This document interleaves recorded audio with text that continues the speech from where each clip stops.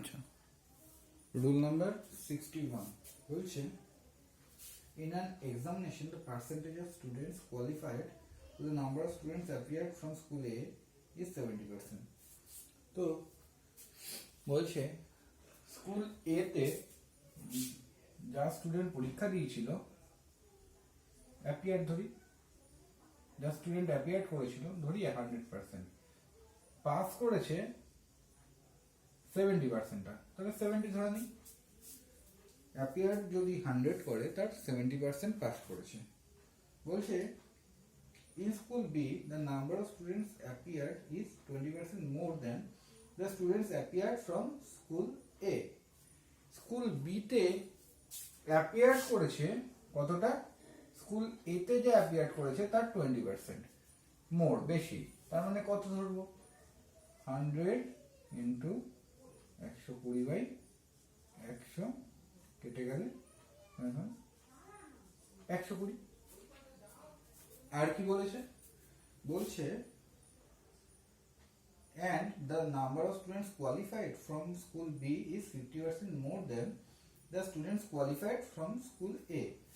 School B এর কতটা qualify করেছে বা পাস করেছে, স্কুল এ তে যা করেছে তার 50% বেশি, তার মানে 70 ছিল এ তে, বি তে করেছে তার 50% বেশি, মানে 150/100,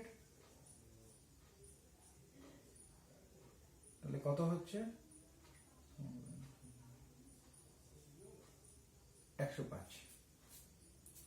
এবার কি বলছে, বলছে what is the percentage of students qualified to the number of students appeared from school B. School B তে যত অ্যাপিয়ার করেছে,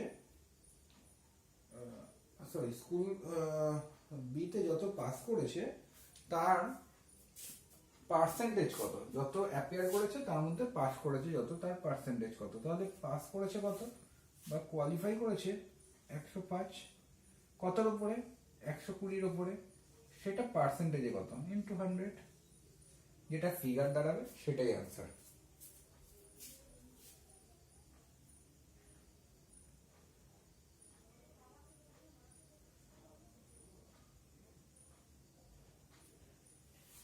rule number 62 62।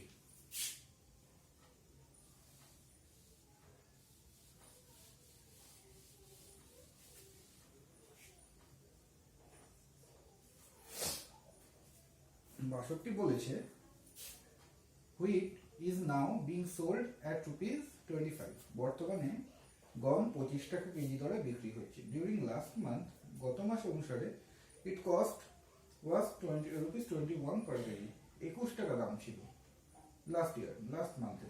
Find by how much percent a family should reduce its consumption, তাহলে একটা ফ্যামিলিকে কত percent consumption কমাতে হবে বা খাওয়া দাওয়া কমাতে হবে, so as to keep the expenditure the same, যাতে করে আমার খরচ অপরিবর্তিত থাকে। তাহলে বর্তমানে হয়ে গেছে কত 25, কত টাকা বেড়ে গেছে 4 টাকা বেড়ে গেছে, 21 ছিল 4 টাকা বেড়ে গেছে, তাহলে 25-এর উপর আমার 4 টাকা কমাতে হবে। এবার এটাকে পার্সেন্টেজে কনভার্ট করতে হবে, 4 টাকা কমাতে হবে আমার 25-এর উপর, 100-এ কত কমাতে হবে, এটাতে 4 সমান 16%, তার মানে আমাকে 16% খাওয়া দাওয়া কমাতে হবে।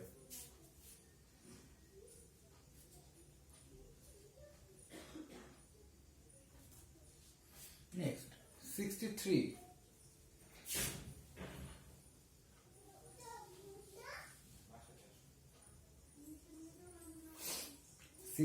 বলেছে আর reduction of ₹2 per kg enables a man to purchase 4 kg more sugar for ₹16.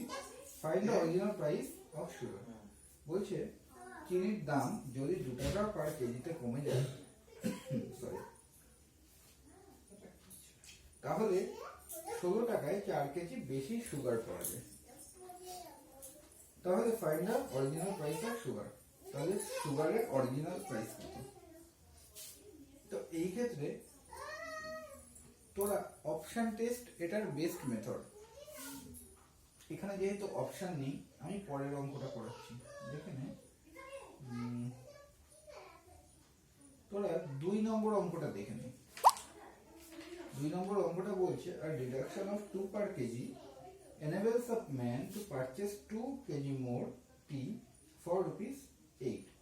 যদি 2 টাকা পার কেজিতে কমে যায় তাহলে 8 টাকায় 2 কেজি বেশি পাওয়া যায়।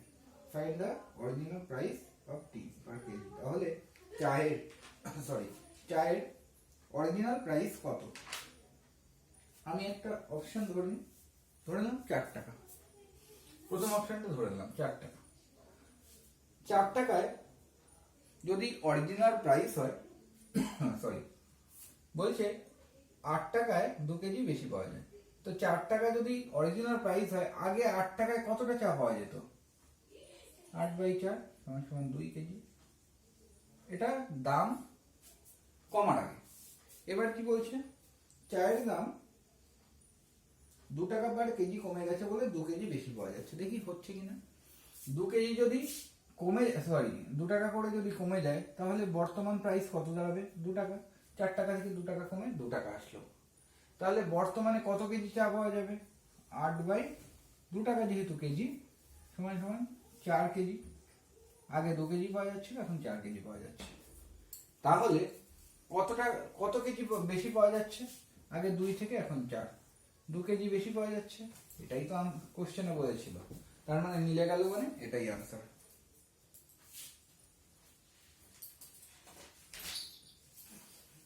Rule number 64।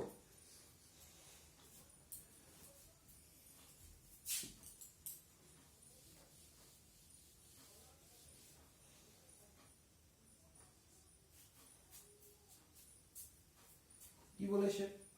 A deduction of 25% in the price of tea enables a person to buy 5 kg more for rupees 120. 25% যদি চায়ের দাম কমে যায় তাহলে একজন 120 টাকায় 5 কেজি বেশি চা কিনতে পারে। Find the original price of the T per KG. তাহলে চায়ের অরিজিনাল প্রাইস কত?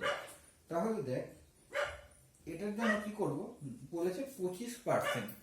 25% আমরা কিভাবে লিখতে পারি? জাস্ট 25/100 লিখে দেবো। 120 টাকায় বলছে 5 কেজি বেশি পাওয়া যাচ্ছে। তাহলে 1 কেজির দাম কত? 120/5 জাস্ট লিখে দেবো। কি করব? 25% দাম কমেছে, তাই 25/100, 25%। 120 টাকায় 5 কেজি বেশি পাওয়া যাচ্ছে, তাহলে 1 কেজির দাম কত? এরকম ভাবে লিখে দেবো। এবার এইটা কাটাকুটি করে যেটা আসবে সেটা হচ্ছে বর্তমান প্রাইস। আমরা এইটুকু, যদি বর্তমান প্রাইস জানতে চাই আমরা এইটুকু করে ছেড়ে দেবো। আর যদি বলে যে অরিজিনাল প্রাইস মানে আগের দাম কত ছিল, তাহলে কি হবে? আগে যেতে বলেছে। আগে যেতে বললে কি করতে হয়? আমাকে উপরে 100 রাখতে হয়, 100 উপরে রাখবো। আর নিচে কত দেবো? দেখ 25% কিন্তু দাম কমেছে, তার মানে বর্তমান দাম কত হয়েছে? 75 হয়েছে। তাহলে নিচে 75 দেবো। ভালো করে বুঝে নে। 25% দাম কমায় 120 টাকায় 5 কেজি বেশি পাওয়া যায়। যদি বলে বর্তমান প্রাইস কত, এইটুকু করব না, জাস্ট প্রথম পার্ট, দুটো পার্টটুকু করব। 25/100, 25% মানে আমরা 25/100 লিখতে পারি। আর 120 টাকায় 5 কেজি বেশি পাওয়া যায়, তার মানে 1 কেজির দাম কত? জাস্ট এই ইকুয়েশনটা করলে আমার বর্তমান প্রাইস বেরিয়ে যাবে। যদি বলে আগের দাম কত ছিল, আগের দাম যেহেতু জানতে চেয়েছে, ওপরে 100, আগে জানতে চাইলে ওপরে 100, আর নিচে 75 কেন দিলাম না? বর্তমানে কিন্তু প্রাইস কমে 25% কমে 75 হয়েছে। Next rule number 65। 65 বলছে split the number 120 into 2 parts such that one part is 20% of the other. 120 কে এমন ভাগে ভাঙো যেন প্রথম পার্ট সেকেন্ড পার্টের 20% হয়। প্রথম পার্ট সেকেন্ড পার্টের 20% হয়। তার মানে একটা যদি আমরা 100 ধরি, আর একটা কত হবে? এর 20%, 20 এরকম ধরতে পারি। তাহলে এটাকে রেশিও করে দিই, কত দাঁড়াচ্ছে? 5:1। এবার 120কে ভাঙতে হবে, তো 120কে ভাঙতে হবে, এইভাবেই ভাঙবো, কিচ্ছু না। 120কে ভেঙে দিই, রেশিওর অঙ্ক 5 নিচে এই দুটো যোগফল দিতে হয়। একটা দাঁড়াবে এই ফিগার, আর একটা কত দাঁড়াবে 120 ইন্টু পরেরটা দিয়ে এক উপরে রাখবো, নিচে দুটো যোগফল।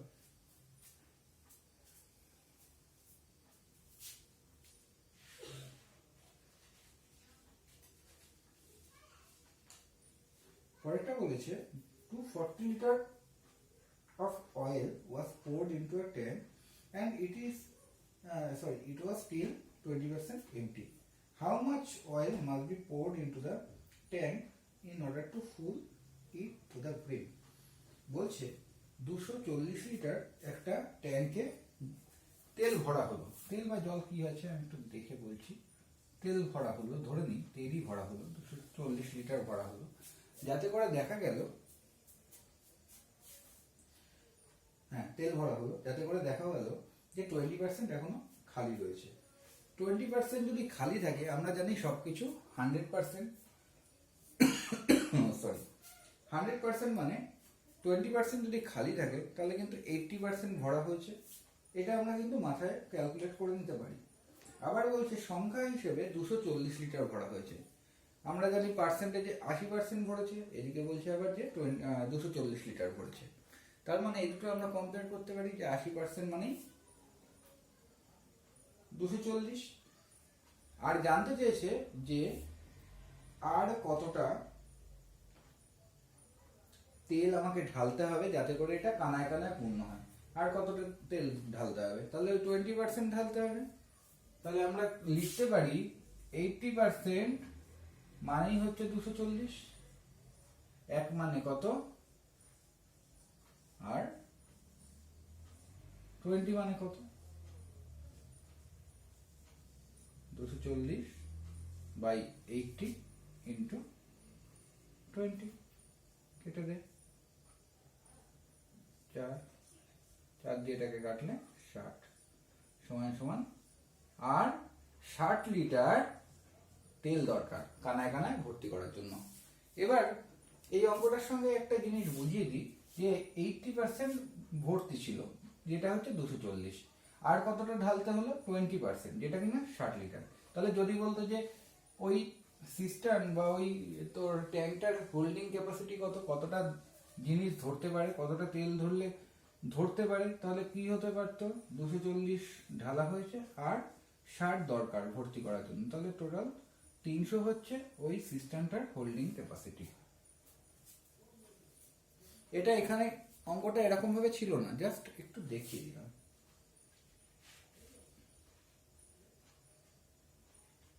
আচ্ছা 67 অঙ্কটাই একেবারে সেম, 67 অঙ্কটা, তাহলে আমি মুছলাম না 67টা। 67টা বলেছে যে 240 লিটার দেওয়া হয়েছে এবং আরো 20% এমটি রয়েছে। তাহলে find the capacity of the tank.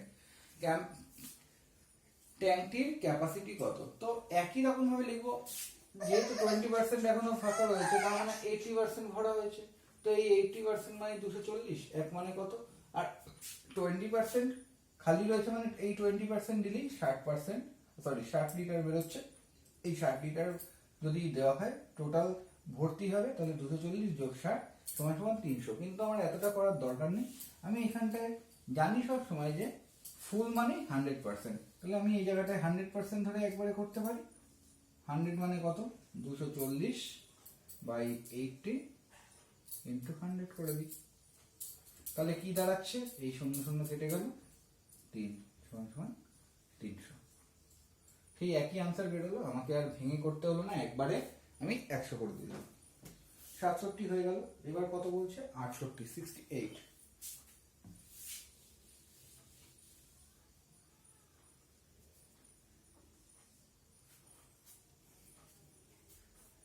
68 বলেছে find a single equivalent increase if the number is successively increased by 10%, 15% or 20%. যদি প্রথমে 10%, তারপরে 15%, তারপরে 20% ইনক্রিজ করা হয়, তাহলে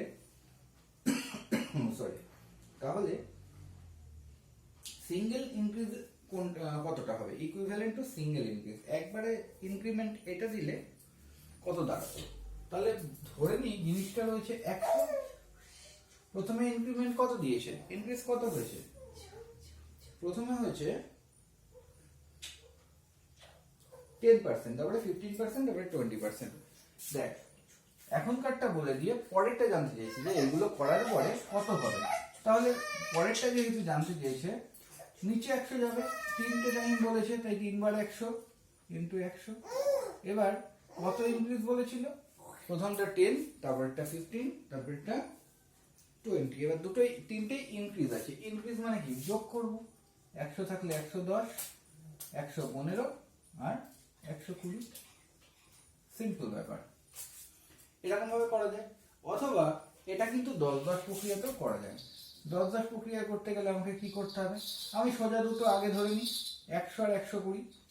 100 আর 120 যেহেতু, সরি 110 আর 120, তো 110 যেহেতু 110-এর এক ঘর আগে দশমিক দিতে বলেছিলাম। আর পরেরটা কি করতে হবে, 120 ধরলাম, 115 ধরে করলেও হতো, কিন্তু এই জায়গাটা পয়েন্টের একটু খটোমটো হয়ে যেত, তার জন্য ওটা লাস্টে ধরবো। তো দেখ 11 আর এইটার 120 এক ঘর আগে, তাহলে 11 ইন্টু 12 কত দাঁড়াচ্ছে, 12 132, 132 দাঁড়ালো। এবার প্রথম দুটো গুণ হলো, একটা পড়ে রয়েছে, 115টা পড়ে রয়েছে। এবার এইটা যেটা বেরোলো সেটাকে আবার এক ঘর আগে দশমিক দেবো, 13.2, 13.2 এর সঙ্গে আবার গুণ করবো কত, 115। 115-এর জন্য কত লিখবো, 115 এক ঘর আগে দশমিক দেবো জাস্ট। তাহলে এইটা গুণ করে যেটা ফিগার দাঁড়াবে সেটাই আনসার। বোঝা গেছে? আমরা এই নিয়মে করতে পারি, অথবা 10-10-এ করতে পারি। 10-10-এ আমি এটাকে আগে লিখলেও হতো, কোনো অসুবিধা নেই, কিন্তু আমি হিসাবের সুবিধার জন্য আমি এটা লিখলাম। এবার এইটার সঙ্গে আমার যেটা পড়ে আছে সেটাকেও 10-এ কনভার্ট করে, কিচ্ছু না, এগুলোকে 100 রয়েছে, আমরা 10-এ কনভার্ট করে নিচ্ছি, আর কিচ্ছু না। যাই হোক, 68টা মুছলাম। এবার 69 কি বলছে দেখি। বলছে find the single discount equivalent to the discount series of 20%, 10% to 5%। তো বলছে যদি ডিসকাউন্ট দেওয়া হয় 20%, 10% আর 5%, তাহলে একবারে ছাড় দিলে সেটার ইকুইভ্যালেন্ট মানে সেটার সমান একবারের ছাড় কত। তার মানে আমার এইবার কিন্তু কমছে, আবারও শেষেরটা জানতে চাইছে। এখনকারটা বলে দিই, এখন ধরে নেবো 100, যে এইগুলো দেওয়ার পরে ছাড় কত দাঁড়াবে, তাহলে 100 ধরে নেব। 3 টাইমস বলেছে, আর পরেরটা জানতে চেয়েছে মানে নিচে 100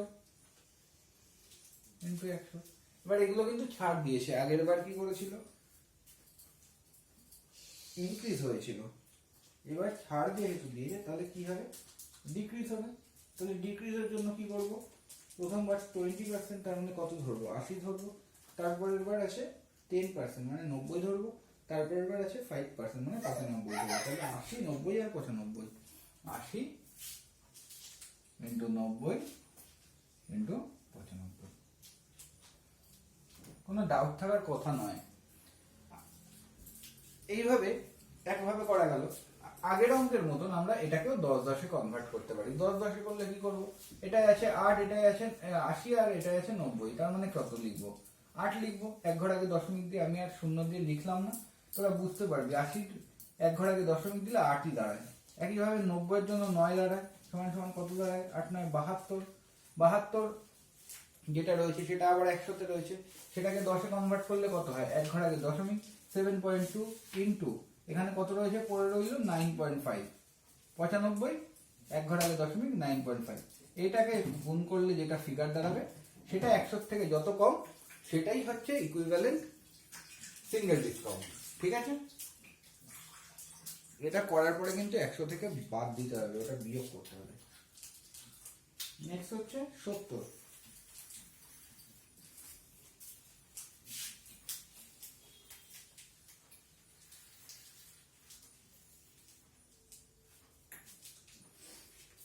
কি বলছে, বলছে the price of sugar is decreased by 20% and the consumption increased by 30%. Find the new expenditure as the ratio of initial expenditure. বলছে প্রথমে তোর যা ছিল এক্সপেন্ডিচার তার সঙ্গে নতুন এক্সপেন্ডিচার কি হবে যদি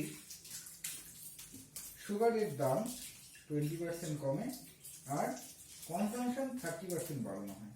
বোঝা গেল? নিউ এক্সপেন্ডিচারের সঙ্গে আগের এক্সপেন্ডিচারের রেশিও জানতে চেয়েছে।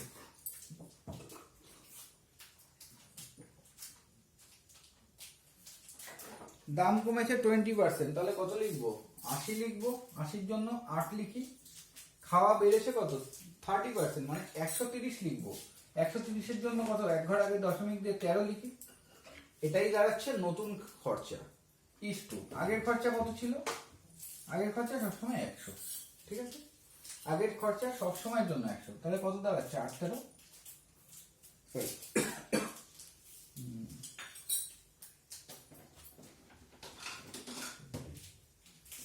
104 100 4 দিয়ে ভাগ করি 26 25, এটাই হচ্ছে আনসার।